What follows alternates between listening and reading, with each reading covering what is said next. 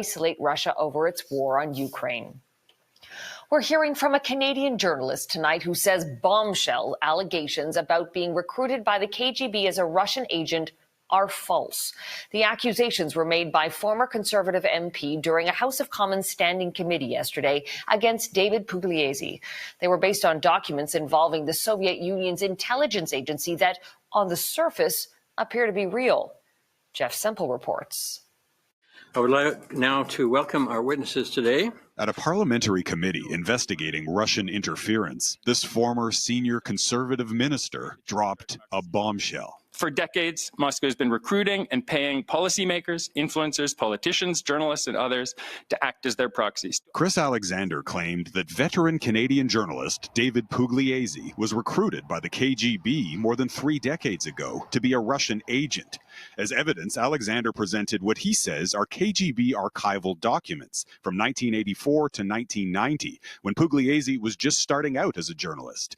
The KGB officers discussed plans to recruit Pugliese, whom they described as sympathetic to the Soviet cause. These records document a KGB operation to talent spot, recruit, develop, and run as an agent. Well, when I saw that it was a rollover, I immediately... For 35 years, Pugliese has worked for the Ottawa Citizen, now owned by Post Media, becoming one of its senior journalists, writing articles on defense and security, including a lot of stories on Ukraine. His recent subjects are instructive.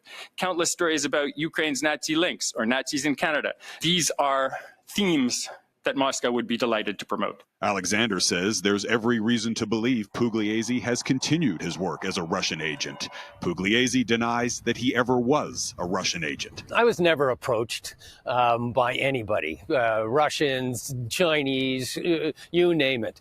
And no, I'm not a Russian spy. Nor, he says, has he ever been questioned by CSIS or police. This is an attack on my journalism.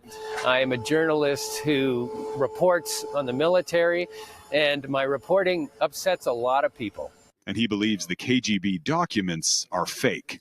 Earlier this year, Global News received what appear to be the same KGB documents. 8 pages, they're copies, not originals, and we were unable to independently verify their authenticity. But several experts told us that while it's impossible to say for certain, these documents appear to be real. One piece of evidence... This former RCMP officer runs a document forensics firm. There were a number of things that really jumped out. He says everything from the typewriter and fountain pens to the rubber stamps are consistent with KGB documents from that time. The most logical conclusion by far is that these are in fact authentic documents. But experts say just as critical is what the documents don't say. There's no smoking gun here. Nothing in these documents clearly says that this individual was even approached, or certainly says that that approach was successful. All they do is say this is something worth exploring. And Simon Miles says that journalists were a common target for recruitment by the KGB during the Cold War, but that in the vast majority of cases, those attempts were rebuffed. Carolyn.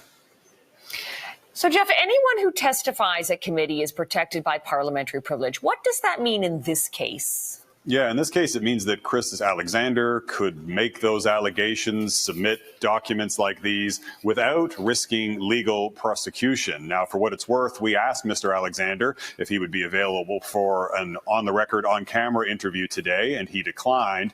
And for his part, David Pugliese is now asking to be allowed to have standing at that same committee to share his side of the story. He says so far he's still waiting for a reply. Carolyn? Jeff Semple in Ottawa, in Toronto. Thank you.